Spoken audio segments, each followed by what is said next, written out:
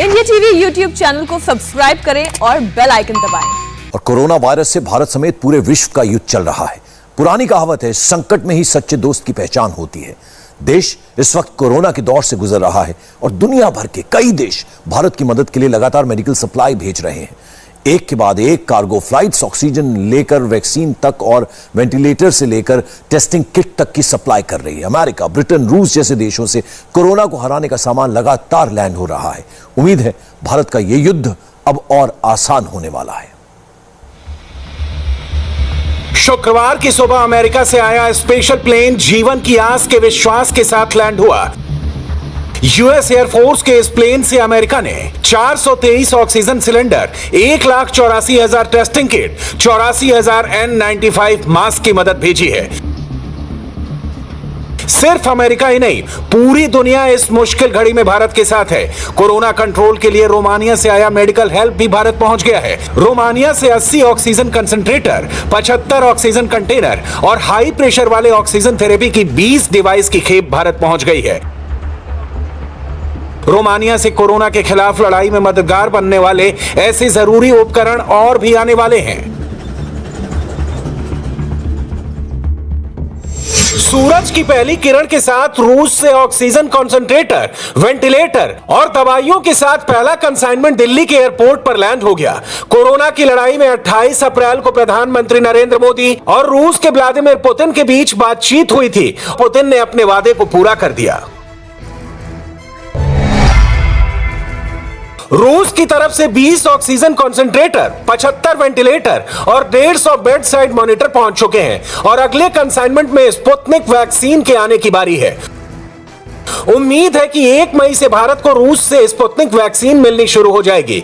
यानी जिस दिन भारत में 18 साल से ज्यादा उम्र वालों को वैक्सीनेशन शुरू होगा, उसी दिन स्पुतनिक वैक्सीन का पहला कंसाइनमेंट भारत पहुंच जाएगा।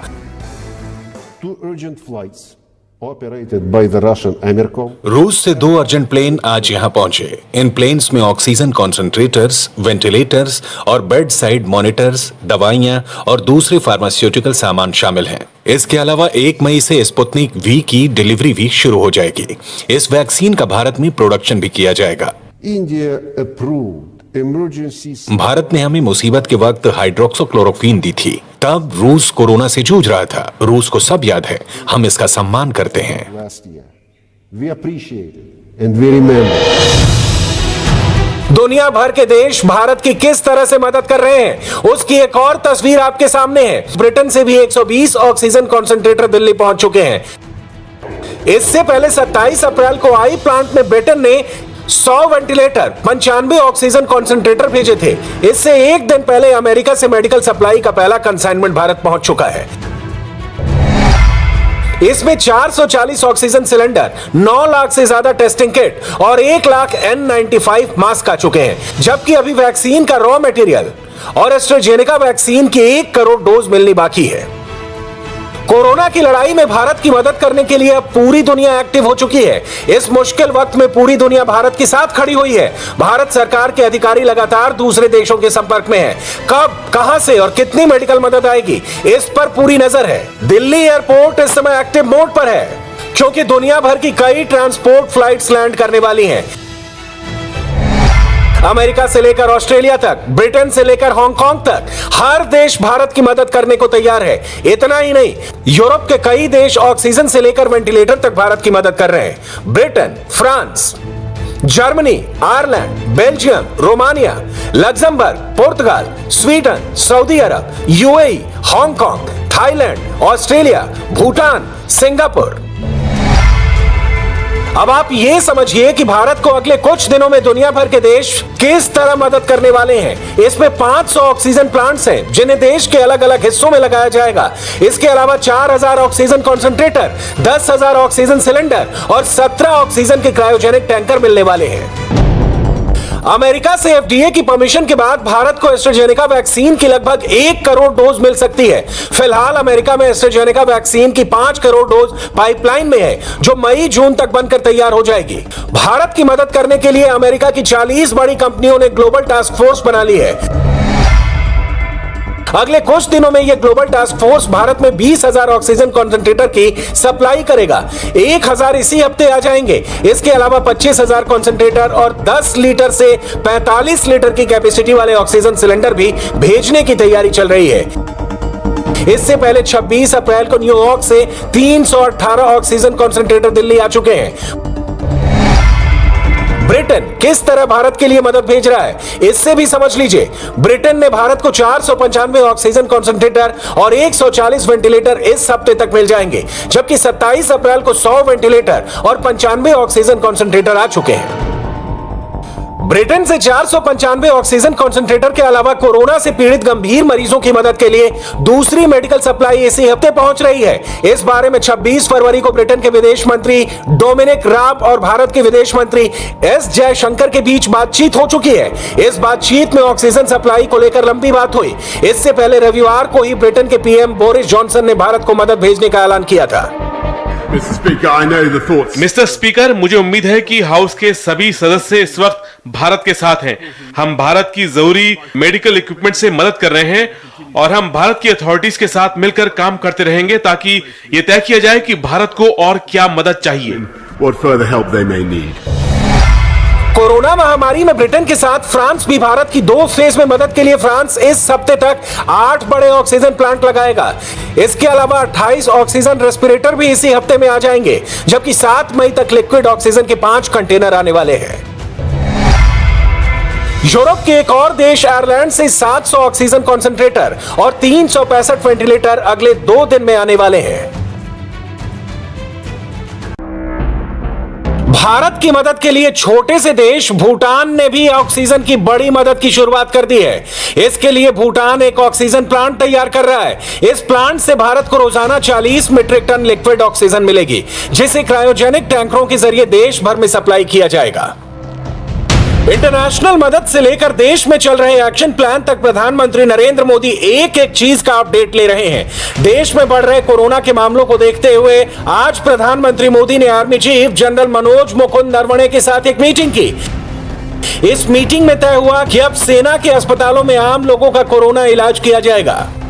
जिन लोगों के शहर में आर्मी के अस्पताल हैं, वहां के कोरोना मरीज अपने इलाज के लिए जा सकते हैं। कोविड हॉस्पिटल में आर्म फोर्सेस मेडिकल सर्विस यानी AFMS के डॉक्टर और पैरामेडिकल स्टाफ कोविड मरीजों का इलाज करेंगे।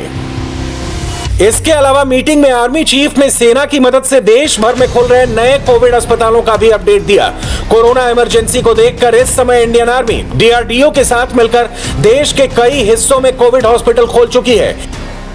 इसमें राजधानी दिल्ली के आर्मी बेस हॉस्पिटल में कोरोना मरीजों के लिए 650 बेड का कोविड सेंटर तैयार किया गया है। पुणे में आर्म फोर्सेस ने ओल्ड कमांड हॉस्पिटल में 190 बेड्स कोरोना मरीजों के लिए तैयार किए हैं। राजस्थान के बाड़मेर में भी 100 बेड की एक आइसोलेशन फैसिलिटी तैयार की है।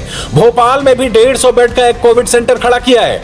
ग्वालियर और सागर में भी 40-40 बेड के 2 फैसिलिटी तैयार की गई है। रांची के नमकुम मिलिट्री हॉस्पिटल में भी 50 बेड की एक कोविड फैसिलिटी शुरू हो चुकी है।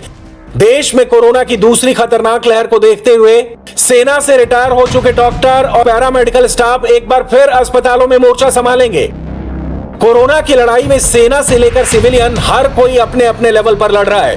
कोरोना के मरीजों की मदद करने के लिए दिल्ली के गुरुद्वारे में ऑक्सीजन लंगर लगाया गया, जहां 150 लोगों को मुफ्त ऑक्सीजन दी गई। जहां एक तरफ ऑक्सीजन की सप्लाई के लिए कुछ लोग मनचाही कीमत वसूल रहे हैं, वहां ऑक्सीजन का यह दान बहुत बड़ा सबक है। ऑक्सीजन के सिलेंडर्स की लंबी कतार आमतौर पर एक अब आम तस्वीर बन गई है, लेकिन ये आज जो हम आपको कतार दिखा रहे हैं ये दरअसल एक गुरुद्वारे में लगी हुई कतार है, जहां पर लोग अपने निजी सिलेंडर्स लेकर पहुंच रहे हैं। इन सिलेंडर्स में गुरुद्वारे में जो ऑक्सीजन लंगर लग रहा है उसके जरिए जो गैस भरी जा रही है, ऑक्सीजन गैस, उसके लिए लोग यहाँ पर आ रहे हैं। और जो ऑक्सीजन यहाँ पर लोगों को मुहैया करवाई जा रही है वो फ्री ऑफ कॉस्ट है, लोगों से कोई इसका चार्ज नहीं लिया जा रहा है। हमने पहले भी देखा कि कई गुरुद्वारे और भी मदद के लिए सामने आए हैं, जहां पर लोगों को वॉक इन, जहां पर लोग जा रहे हैं गुरुद्वारे में, वहीं पर ऑक्सीजन गैस उन्हें दी जा रही है। लेकिन यहां इस गुरुद्वारे में, ग्रेटर कैलाश के पहाड़ी वाला गुरुद्वारे में, लोगों के लिए 5 से 7 किलो गैस प्रतिदिन हर एक शख्स को एक सिलेंडर पर दी जाएगी, जिन्हें के घर में भी कोरोना से संक्रमित मरीज हैं जो घर में उपचार कर रहे हैं, या फिर अगर अस्पताल में भी जहां पर ऑक्सीजन नहीं है और खुद के सिलेंडर्स लेकर जा रहे हैं, उनके लिए सुविधा बेहद ही सहूलियत वाली होगी। बाकायदा यहाँ पर आपको दिखाएं कि रजिस्टर में लोगों के डॉक्यूमेंट्स देखे जा रहे हैं, क्योंकि डॉक्यूमेंट्स में उनका पूरा नाम, पता, सारे आईडी ये सब नोट किया जा रहा है। और उसके बाद यहाँ पर लोगों के जो सिलेंडर जो लोग ला रहे हैं उसमें गैस भरी जा रही है, ताकि वेरीफाइड भी हो जो लोग यहाँ पर अपने सिलेंडर्स लेकर आ रहे हैं, जो जेन्युइन है उनके सिलेंडर्स में गैस भरी जाए। और ऐसे इस तरीके से मदद का हाथ जो वो गुरुद्वारे की तरफ से आगे बढ़ाया गया। गुरुद्वारे के तमाम लोग यहाँ पर सेवा के लिए पहुंचे हैं। इसके अलावा इसी गुरुद्वारे की तरफ से हर रोज कुछ लोगों को जो कोविड-19 के पेशेंट्स हैं उनके लिए लंगर की व्यवस्था भी की गई है। उन्हें बाकायदा घर तक उनके खाना मुहैया करवाया जाता है, क्योंकि ऐसे समय में जिस वक्त मानवता को मानवता की जरूरत है, ऐसे में गुरुद्वारा एक बेहद ही बेहतरीन उदाहरण पेश कर रहा है। कोरोना की इस लड़ाई को हराने वाला हथियार सिर्फ एक ही है और वो है वैक्सीन।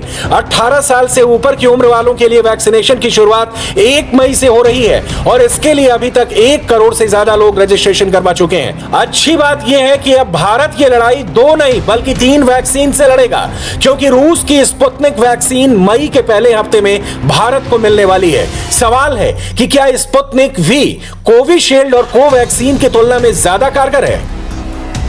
रूस के गमालिया रिसर्च इंस्टीट्यूट का दावा है कि स्पुतनिक वी 91% से ज्यादा असरदार है, जबकि कोविशील्ड को 80% और कोवैक्सीन को 81% तक प्रभावी बताया गया है।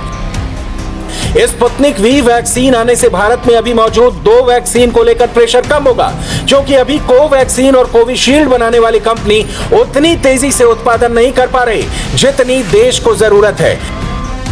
सबसे पहले रूस से स्पुतनिक की 5 करोड़ डोज भारत भेजी जाएगी और बाद में 7 करोड़ से ज्यादा डोज भारत में ही बनाई जाएगी। लेकिन उससे पहले ही वैक्सीन को लगवाने के लिए देश भर में लंबी लाइनें जारी हैं, क्योंकि 45 साल से ऊपर के लोगों को अभी दूसरी डोज नहीं मिल रही है। हम इस समय मुंबई के नेस्को ग्राउंड जो गोरेगांव में स्थित है और दूसरा सबसे बड़ा कोविड सेंटर है जहां पर वैक्सीनेशन ड्राइव किया जा रहा है, वहां का आपको नज़ारा दिखा रहे हैं। कितनी लंबी लाइन यहां पर लगी हुई है। हालांकि वैक्सीन कम है, इसके लिए पहले से ही गेट पर ये लगा दिया गया है, पोस्टर छोटी सी लगा दी गई है जिसमें ये जानकारी दी गई है कि कोवैक्सीन की जो डोज है वो सुबह 8 बजे से शुरुआत उसकी होगी, जबकि कोविशील्ड जो वैक्सीन है वो सुबह 10:30 बजे से देना शुरू किया जाएगा। लेकिन जो लोग हैं यहाँ पर हर एज ग्रुप के यहाँ पर आ रहे हैं, 45 प्लस के एज ग्रुप से लेकर सीनियर सिटीजन्स जो हैं वो लाइन में लगे हुए हैं। तेज़ धूप है, सुबह से ही यहाँ पर कतारें लगनी शुरू हो गई है। 8 बजे से समय दिया गया था कोवैक्सीन के लिए और 10:30 कोविशील्ड के लिए। उससे पहले ही लोग यहाँ पर लाइन में आके खड़े हो गए हैं। लाइन देखिए आप पीछे का कितनी लंबी। नहीं है उनको मिलेगा कि नहीं मिलेगा, वो भी श्योरिटी नहीं है। हाँ, सीधा जाओ घर पे, कल आओ, कल वापस ये 8 बजे से खड़े रहो।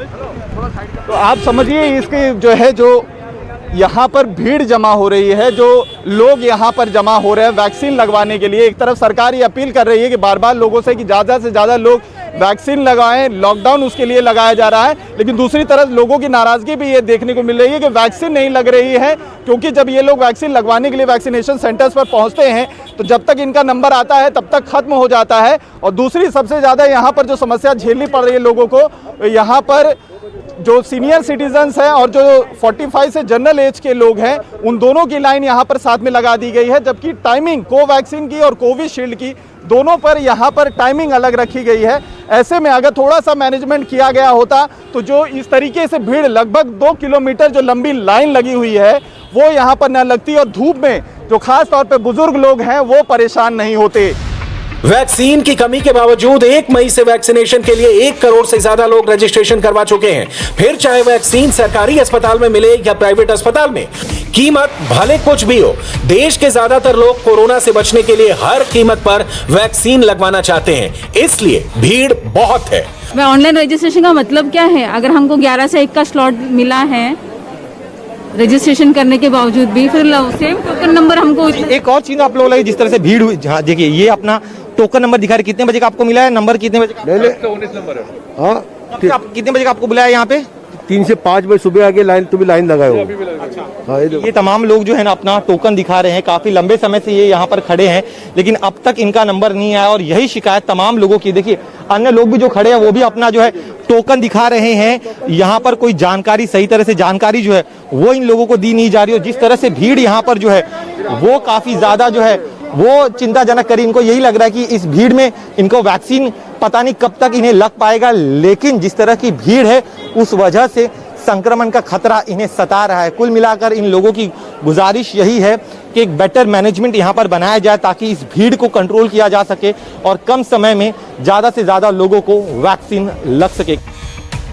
कोरोना की लड़ाई को सिर्फ वैक्सीन से ही जीता जा सकता है, लेकिन इस कमी को पूरा करने के लिए रूस और अमेरिका भारत को मदद भेज रहे हैं। 1 मई से रूस की स्पुतनिक वैक्सीन आनी शुरू हो जाएगी और कुछ दिनों में अमेरिका एस्ट्राजेनेका वैक्सीन को भेजने की तैयारी कर रहा है। देश को उम्मीद है वैक्सीन की कमी जल्द ही पूरी हो जाएगी। नमस्ते, मैं हूं मीनाक्षी जोशी। वीडियो और खबरों से अपडेट रहने के लिए India TV YouTube channel subscribe करें, बेल आइकन दबाना ना भूलें। जुड़े रहें इंडिया टीवी के साथ।